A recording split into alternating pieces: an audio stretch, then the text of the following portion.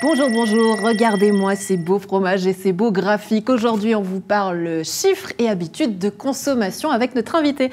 Il est là, Boris Muri, secrétaire général de Région de Nyon. On va vous installer comme d'habitude, juste ici. Eh bien, fais voir ta région, c'est parti.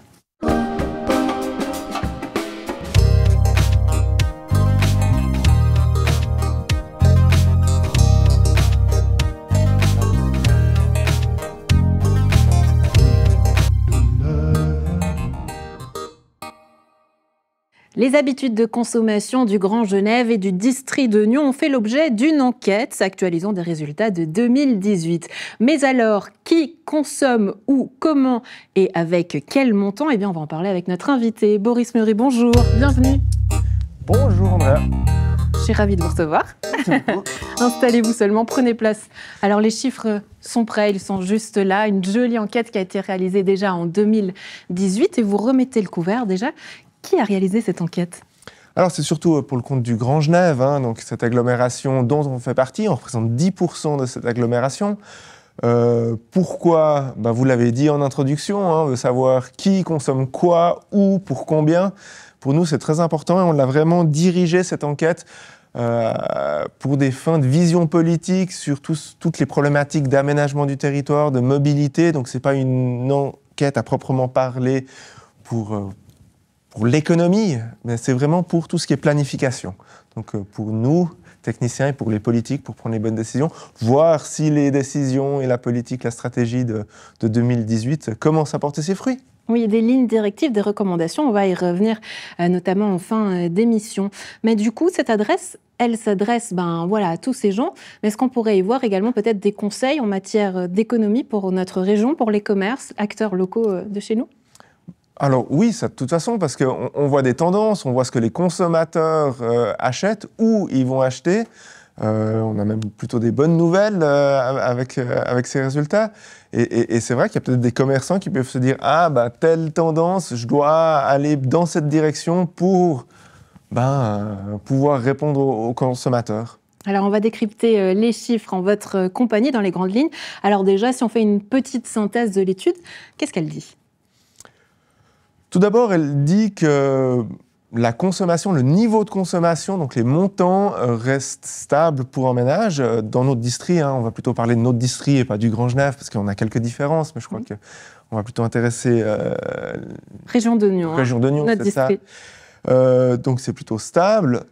En termes de panier, je vais dire ça comme ça. Donc on a un accroissement des dépenses. Pourquoi cet accroissement?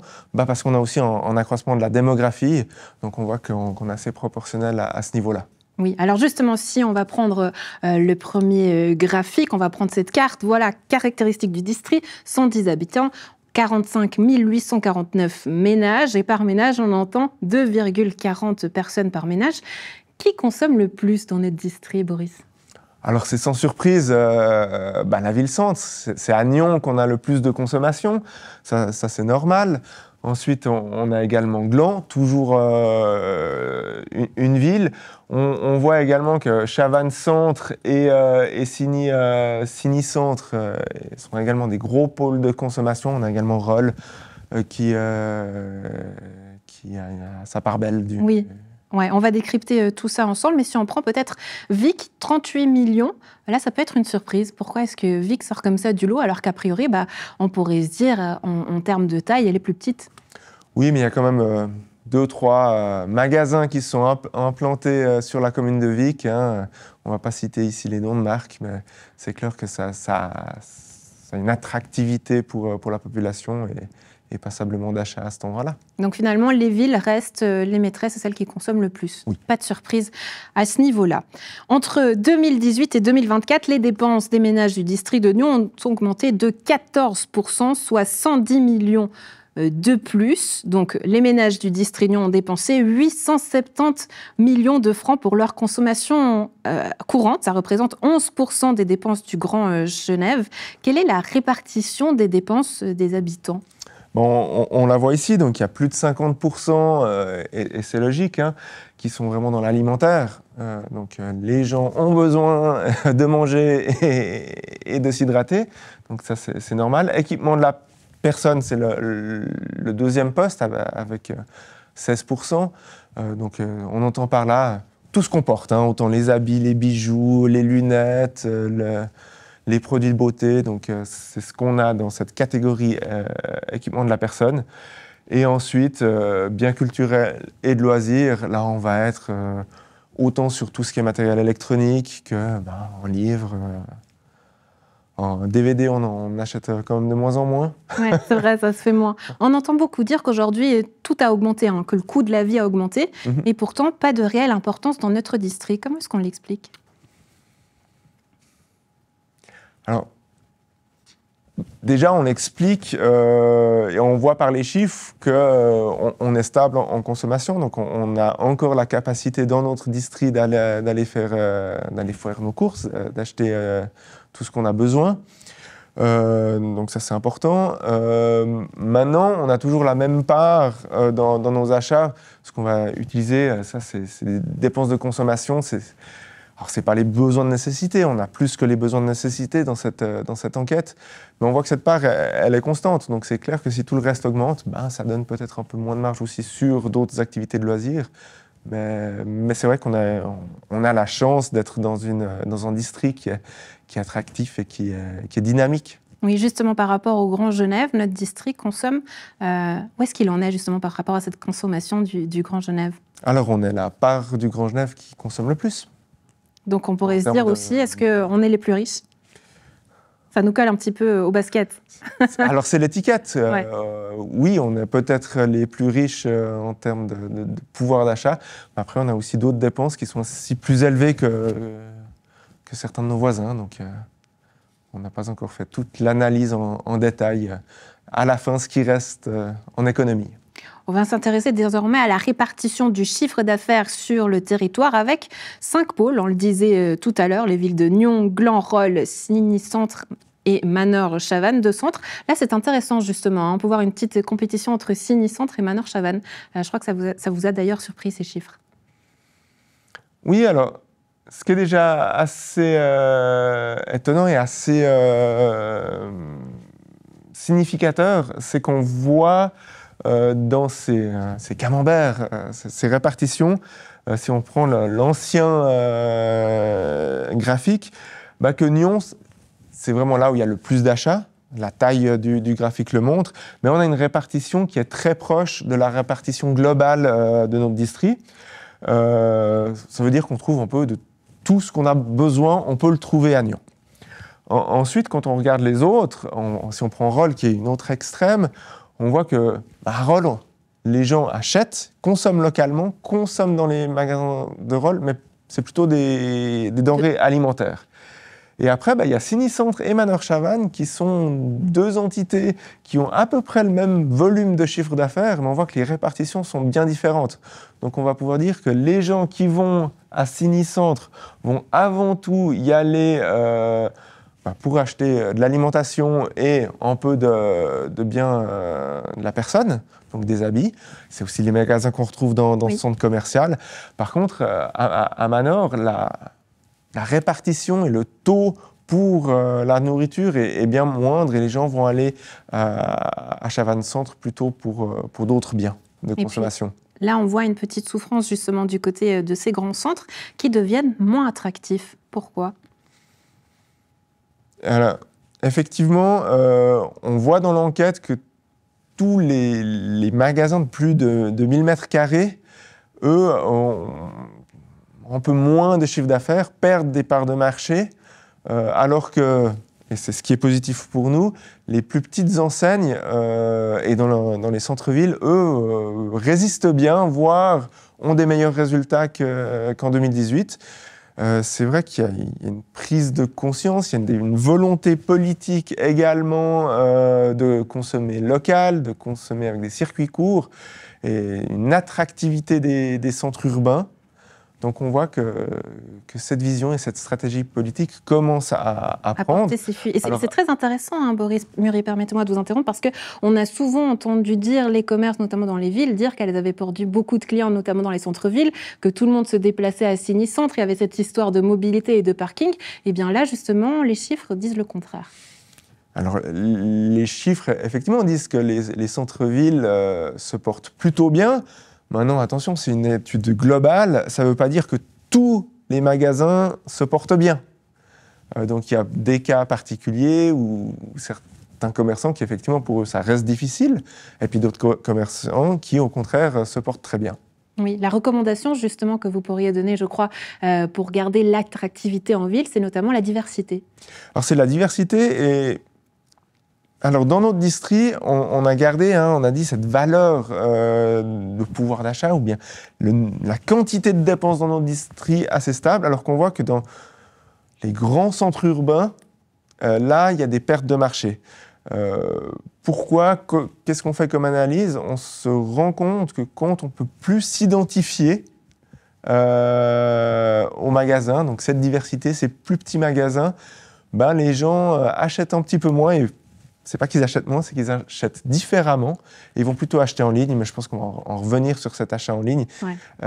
Mais c'est là où on voit que quand on a des petits magasins en centre-ville où la population peut s'identifier, elle va plutôt aller dans ces magasins-là. La vente en ligne, c'est la bête noire, évidemment, sans surprise aussi.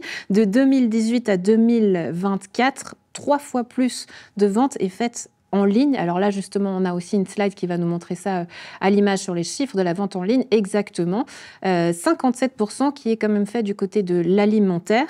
13% des dépenses de consommation des habitants du district de Nyon sont faites en ligne. Ça représente 100 millions de francs. Déjà, qu'est-ce qu'on vient acheter en ligne? On l'a dit, l'alimentaire. Alimentaire, pas trop en fait. Ça, c'est vraiment la part d'alimentaire, c'est 57%. Mais ce qu'on va surtout acheter, c'est beaucoup d'autres biens de consommation. Et ce qu'on voit, c'est qu'on a beaucoup moins d'achats hors du district, pour nos districts. On avait vu en 2018, c'était une des menaces. C'était, on disait, vous avez de l'alimentaire, mais vous n'avez pas beaucoup de vente d'autres biens, par exemple les meubles. Donc il manquait de diversité. Il manquait de diversité. Et puis les gens, je ne vais pas cacher, allaient principalement vers Étoile-Aubonne pour ce type d'achat. Et on se rend compte que c'est vers eux que cette vente en ligne a eu beaucoup d'effets. Et c'est pour eux que ça devient difficile. Alors que, typiquement, quand on prend un centre urbain comme Genève, qui avait aussi cette part de marché, eux, ils ont directement été impactés par cette vente en ligne. Donc, si je résume, la vente en ligne vient gratter une part du marché du côté d'Étoile et Aubonne dans notre région. Qu'est-ce qui pousse les gens aujourd'hui à acheter en ligne, Boris Muri? Alors, on a aussi fait une enquête pour savoir le pourquoi, une enquête de satisfaction. Et là, moi, j'étais personnellement un peu surpris par ces résultats, et presque agréablement surpris. Alors, on voit que le facteur numéro 1, c'est la commodité. Les gens ont plus de facilité à acheter en ligne parce qu'on peut le faire le soir, tranquillement acheter dans notre canapé. Il y a ce côté pulsion, en un clic, c'est fait. En un clic, c'est fait, c'est facile, on n'a pas besoin d'y aller, on a quand même une offre qui est pléthorique. On n'est pas soumis à des horaires d'ouverture. Donc ça, c'est vraiment la partie commodité. Et on a beaucoup, dans notre district, la vente en ligne se fait directement livrée à domicile. C'est vrai, quand on regarde, je vous ai dit, l'enquête, c'est au niveau du Grand Genève, donc on a aussi beaucoup de partenaires français.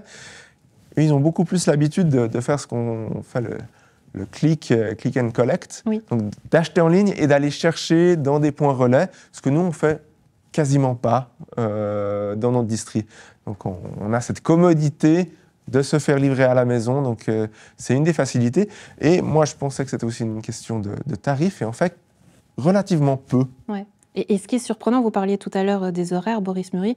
Là, on peut se poser la question, parce qu'à chaque fois qu'on fait une votation dans la région pour augmenter les horaires du côté des commerces, c'est toujours refusé. Et pourtant, ça fait partie des raisons. Aujourd'hui, on nous dit, voilà, je peux commander en tout temps. Donc là, c'est la surprise. Alors, la surprise, oui et non. On est tous confrontés à la même problématique d'être hors horaire d'ouverture.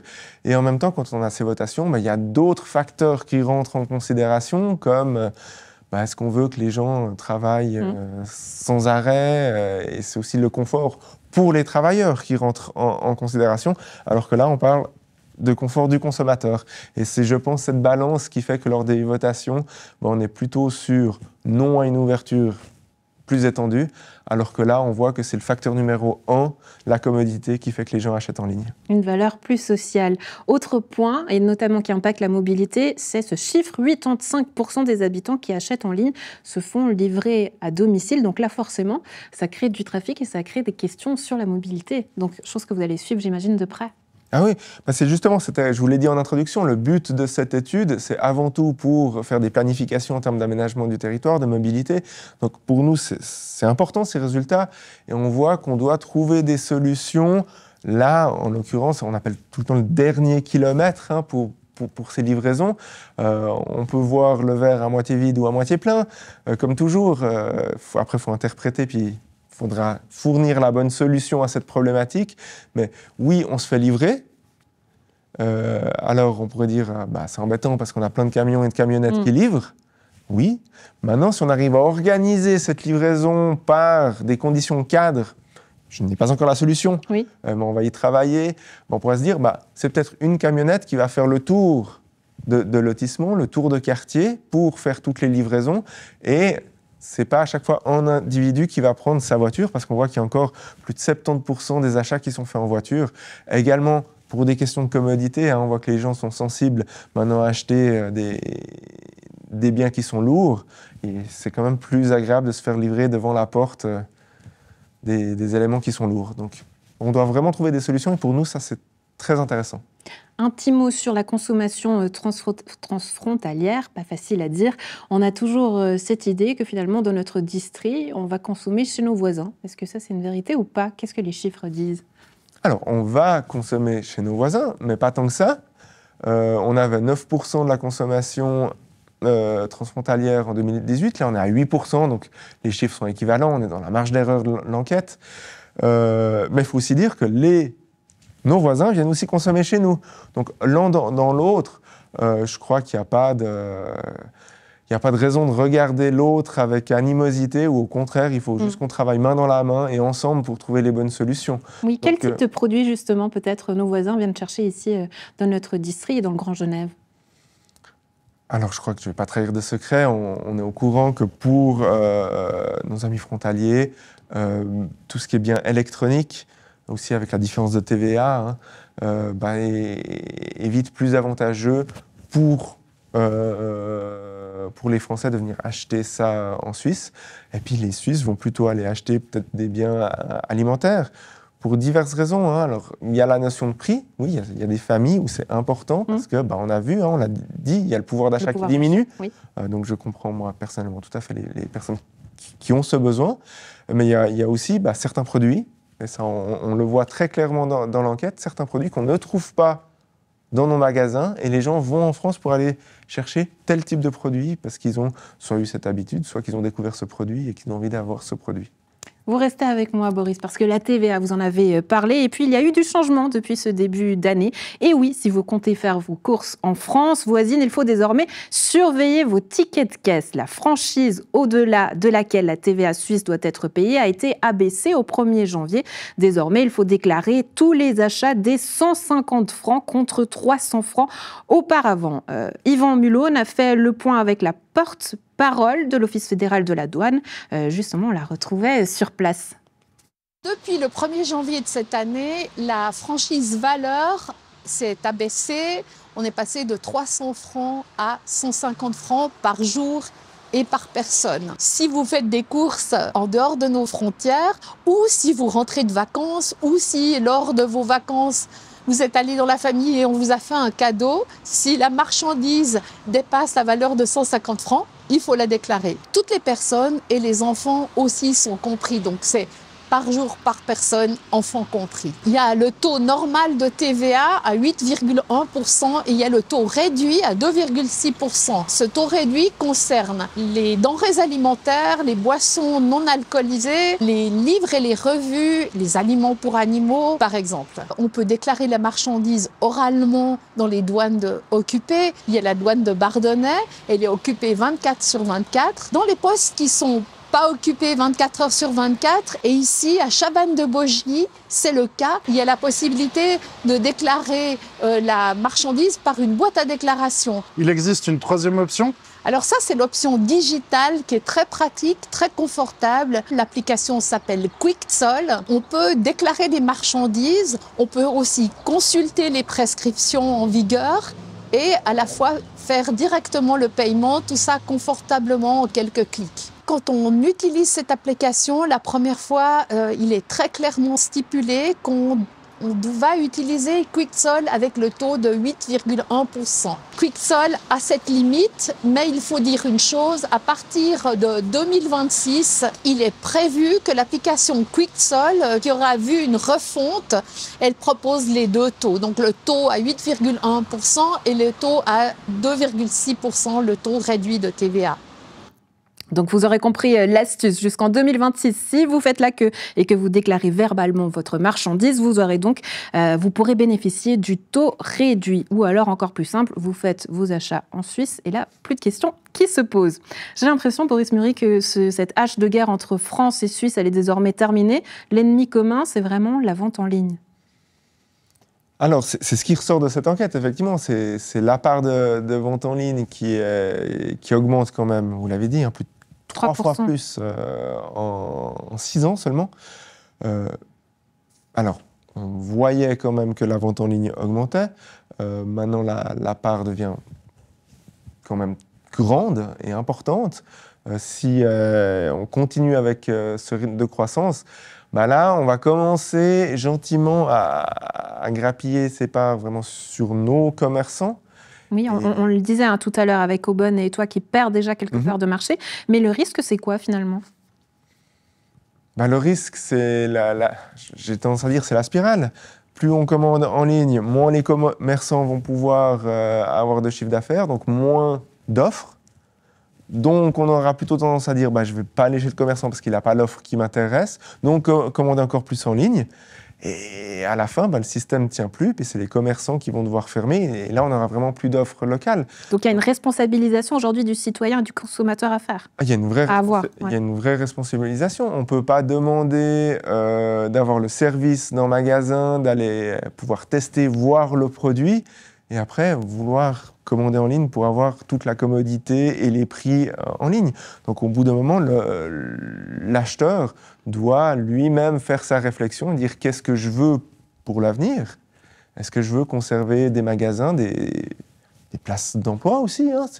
C'est quand même le dynamisme économique de notre région qui est en jeu. Donc, ce sera un des messages que j'aurais à passer, c'est... Tout le monde commande de temps en temps en ligne, moi aussi. Maintenant, il faut faire attention, puis il faut réfléchir à comment est-ce qu'on le fait. Je ne vais jamais aller tester une paire de baskets dans un magasin de sport pour ensuite aller prendre la photo de l'étiquette pour l'acheter en ligne.